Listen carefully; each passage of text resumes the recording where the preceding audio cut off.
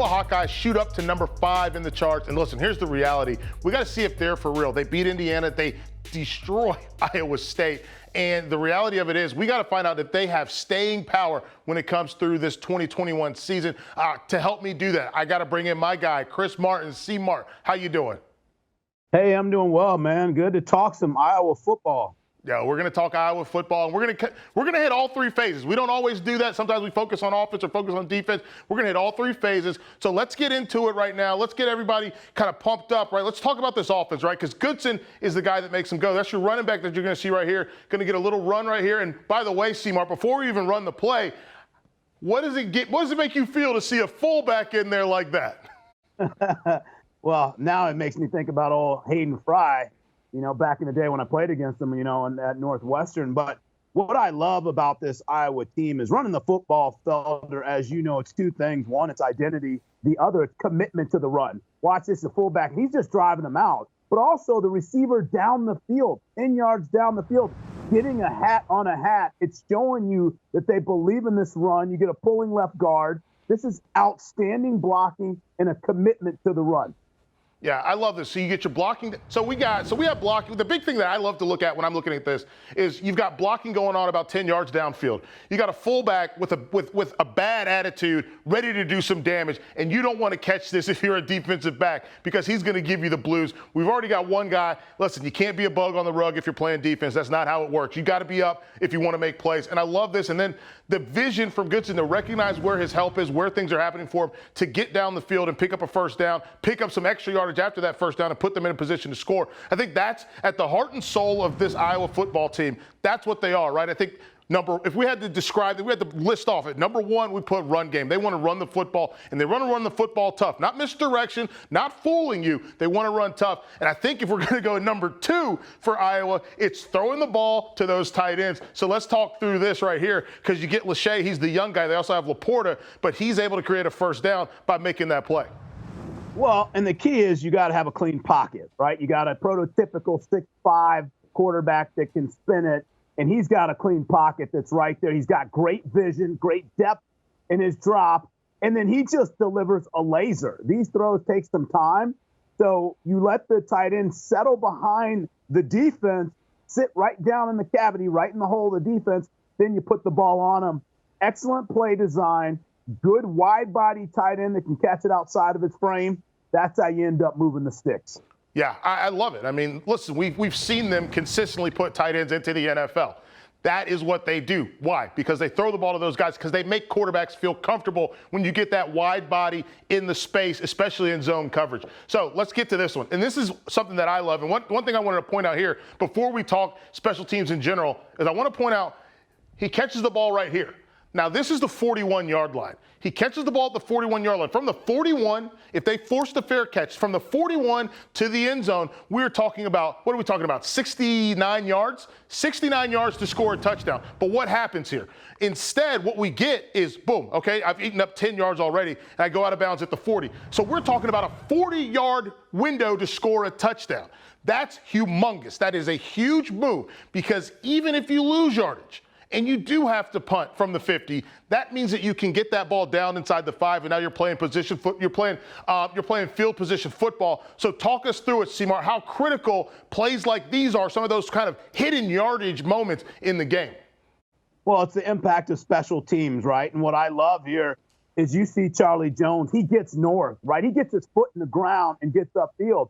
Same thing I teach my young son. Don't dance. It's there. Get your foot in the ground and go. You get a hat on a hat. This is schemed up well.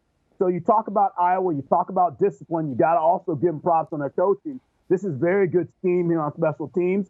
He sees a crease. He hits it. And as you indicated, Michael, now you have a short field for that offense.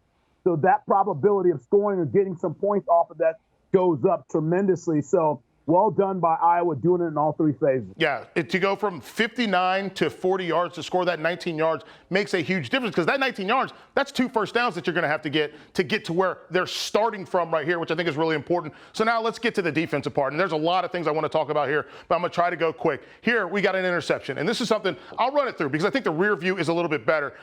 So here, you get a drop pass that goes straight to the linebacker. And I want to start by saying this, C-Mart. We have to let folks know that not all turnovers are created equally, right? They're not all forced. I don't count this as a forced turnover, do you?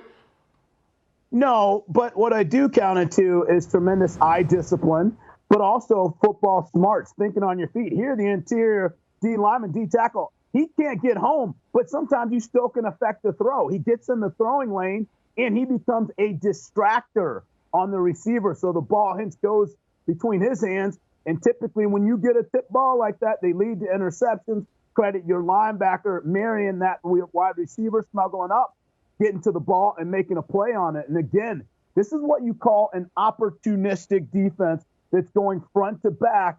Just a tremendous play. Yeah, I love this. I think it's a great play. The big thing for me watching this is seeing those eyes. Their eyes are all on the ball, and I love that. You mentioned the hand that goes up. The interception goes right to him. This is one that is opportunistic, and I'm glad you used that word. That's the right word, opportunistic. Now, this is something that I want to point out, because I am somebody who, I will admit, I am in love with zone coverage. I think it gives you an advantage. I think it gives you an opportunity to make plays. So we're going to run through this one. Now, this is a forced interception to me. This is a forced turnover, if you will, because you get a defensive lineman doing his job. It starts out with the defensive lineman doing his job to get hand on the football. You're going to see it right here, coming off the edge. I can't get to the quarterback. What's the best thing I can do if I can't get to the quarterback? Get my hand up there, bat that ball away. So here we go. Boom, boom, boom. Bat the ball. Now, this is why I love zone. He knows where the ball is. He knows where the ball is. He knows where the ball is. He knows where the ball is. They all know where the ball is. Why? Because in zone coverage, you're looking at the quarterback the entire time. You're not turning with your man and running. So this is something I absolutely love to watch out of them. This is really cool to see. I love the way that they rallied to the football, and now they all know we can get blocks, we can set him up, and we can go make plays happen. C-Mart, when you look at this play, how important is it that they play zone, that they all see the football, that they can rally to the ball?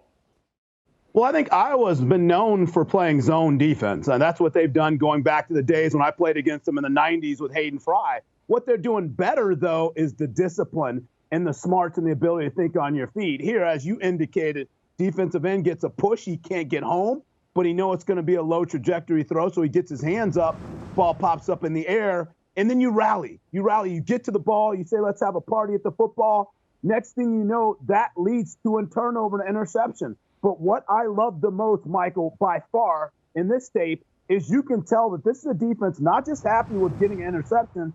They want to take this ball to the crib. They want to score. And I think that's the difference between this defense and past defenses. They're looking for the defense to play offense and affect the scoreboard. This is a much better Iowa defense. And as we saw, all three phases than we've seen in some time. Yeah, we got to put a pin on this. Do you think they have staying power as a top 5 school?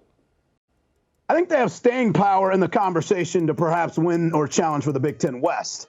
I'm not sure staying in the top 5 is going to be within the cards for Iowa, but they are playing much better football. You can see they're playing with belief and conviction, and they have a schedule that allow them to get a few more W's under their belt.